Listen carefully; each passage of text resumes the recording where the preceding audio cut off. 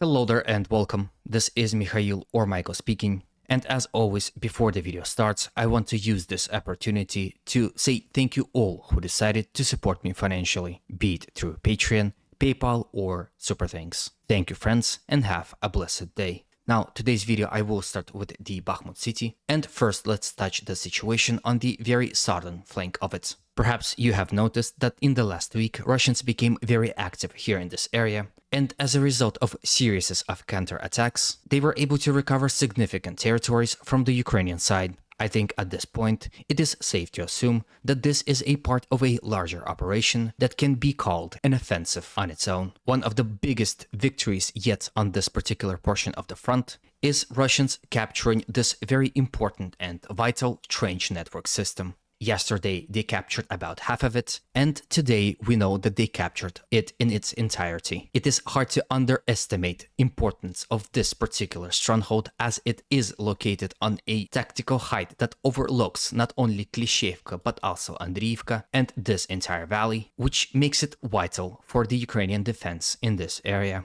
As you can see, the settlement of Klishchiivka is now officially in a cauldron and can be attacked from multiple sides. For example, from the newly captured positions to the north, as well as from the recently recaptured portions of the Avdiivka settlement, as well as across the canal and rail line. Here on this video, you can see intense Russian bombardment of this town, as some speculate it is in preparation for an upcoming storming operation, which, perhaps as I speak, is already underway. In any way, there is no indication that Russians are stopping here at what they have been able to achieve, and they're obviously hungry for more. Then from the southern part, let's move to the northern one.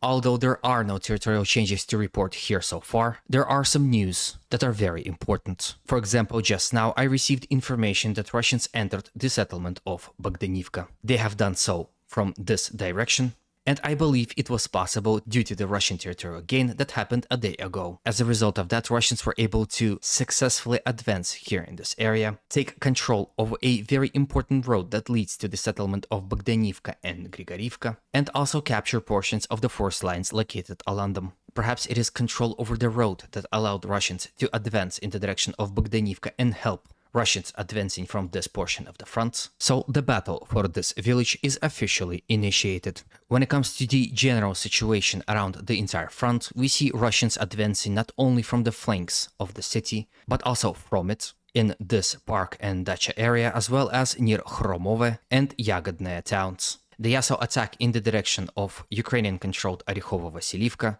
Grigorivka, and of course now settlement of Bogdanivka. If Russian offensive continues here as it is, we are to expect those three settlements to fall perhaps within weeks. Then, of course, there's a settlement of Kalinivka, which is the last one that stands in between Russian forces, and perhaps their most important goal on this portion of the front, settlement of Chasiv Yar, which Ukrainians are currently using as a logistical hub. In any way, I would like to know your opinion about this portion of my analysis, whether you think Russians will continue to attack and reach Chasiv Yar within weeks or months, or this is a one-time thing. I want to use this opportunity to not only ask you to express your opinions in the comment section, but also consider supporting my video with a like, and if you haven't subscribed, a subscription. Please note that those actions are very important for the growth of this channel. Thank you in advance, and let's continue on. Then from Bakhmut, let's move to Avdiivka town and discuss the situation here also.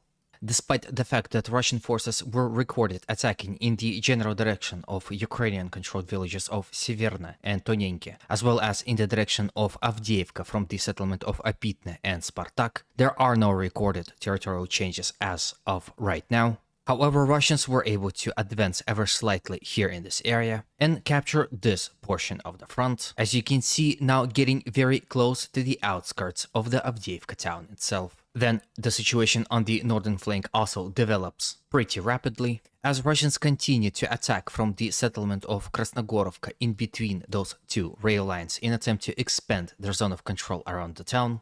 Those attacks are coming in the general direction of Ukrainian-controlled village of Novokalinove, and as far as I know, are mostly of positional style. However, Russian attacks here are more persistent, and as a result, Russians were able to advance here ever slightly and capture this portion of the front line from the Ukrainian side. As you can see, slowly but surely they are getting more and more control over the rail line. It is a fallback line in a way which allow Russians to more safely attack in the direction of village of Stepove and of course in the direction of Avdiivka coke plant, towards which Russians are also currently attacking. The situation within Stepove village continues to develop as Russians continue their offensive in attempt to completely capture the settlement. As you can see, Syriac map depicted the remaining of the village as a gray zone, which means there is little to no Ukrainian presence within the village, and perhaps soon we will hear the news of this village being completely captured by the Russians.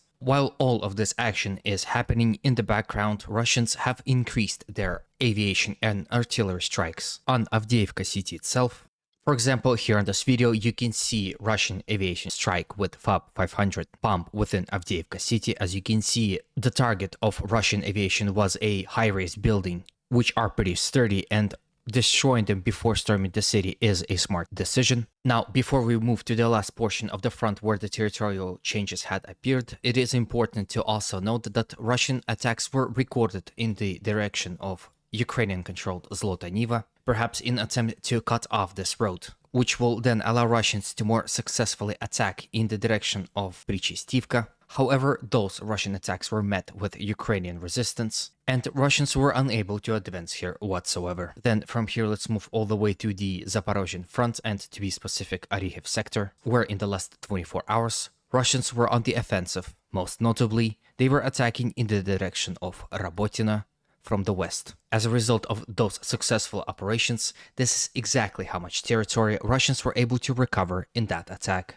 Now, what's interesting is the fact that while clearing this territory, Russians found abandoned and seemingly intact Leopard 2 tank, and if you look closely, you can see ERAs installed on it, which, if I'm not mistaken, are Contact 1, and it's always interesting to see fusion between Western and Eastern way of tank operation. Now, of course, this tank will probably be transported to Russia and might be even paraded on the Red Square, which would be interesting in my opinion.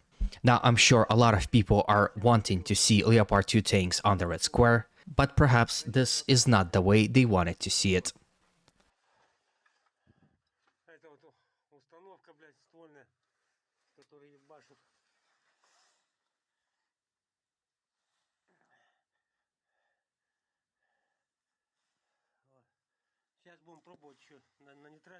In any way, this is the end of the video. Hopefully it was to your liking and informative enough.